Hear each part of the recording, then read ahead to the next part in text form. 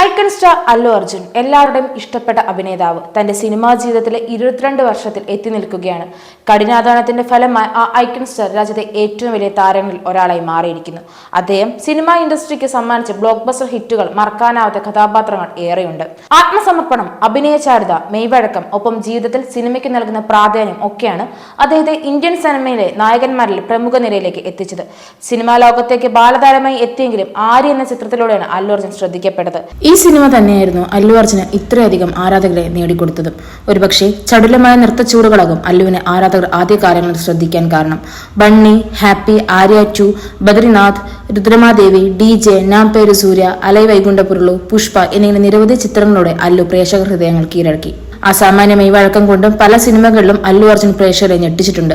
തെലുങ്ക് നടനാണെങ്കിലും അല്ലുവിന് കേരളത്തിൽ നിരവധി ആരാധകരുണ്ട്. അതുകൊണ്ടാണ് മലയാളികൾ മല്ലു അർജുൻ എന്ന് വിളിക്കുന്നത്. വിജയത എന്ന ചിത്രത്തിൽ ബാലതാരമായി അഭിനയിച്ചാണ് ചലച്ചിത്ര ജീവിതം ആരംഭിക്കുന്നത്.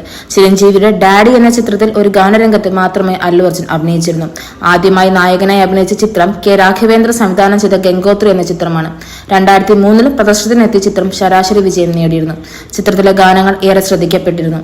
2005 മൂന്നാമത്തെ ചിത്രമായ ബണ്ണി പ്രദർശനത്തിനെത്തി. ഈ ചിത്രവും വാണിജ്യപരമായി മികച്ച വിജയം നേടി. 2006 ഹാപ്പി എന്ന ചിത്രം പ്രദർശനത്തിനെത്തി. കരുണാകരനായിരുന്നു ചിത്രത്തിലെ സംവിധായകൻ. പക്ഷേ ചിത്രം വാണിജ്യപരമായി വലിയ വിജയം നേടിയില്ല.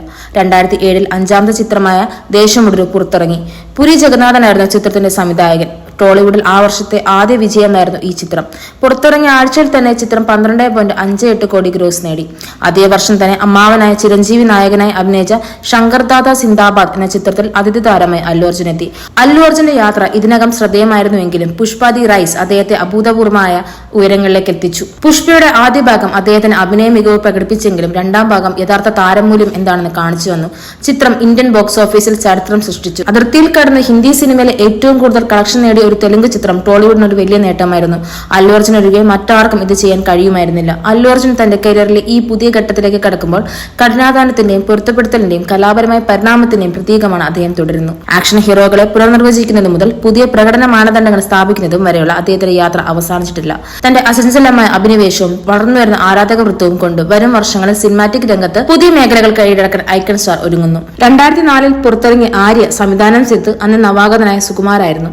ശ്രീ വെങ്കടേശ്വര ക്രിയേഷന്റെ ബാനറിൽ ദിൽരാജ് നിർമ്മിച്ച ചിത്രത്തിൽ അല്ലു അർജുനൊപ്പം അനുരാധ മേത്ത, ശിവ ബാലാജി എന്നിവർ പ്രധാന വേഷത്തിലെത്തി. ചിത്രത്തിലെ പാട്ടുകളും സൂപ്പർ ഹിറ്റായിരുന്നു. മികച്ച നിരൂപക പ്രശംസയും ചിത്രം നേടിയിരുന്നു. 4 കോടി രൂപ ബഡ്ജറ്റിൽ നിർമ്മിച്ച ആര്യ ഏകദേശം 30 കോടി രൂപ ബോക്സ് ഓഫീസിൽ നേടി. കേരളത്തിലും ചിത്രം മികച്ച കളക്ഷൻ നേടിയിരുന്നു. സിനിമാ ലോകത്ത് 22 വർഷങ്ങൾ പിന്നിടുന്ന വേളയിൽ പുതിയ അപ്ഡേറ്റുകൾക്കായി മലയാളി ആരാധകരും ലോകം മുഴുവനുള്ള അല്ലു ആരാധകരും അക്ഷമരായി കാത്തിരിക്കുകയാണ്.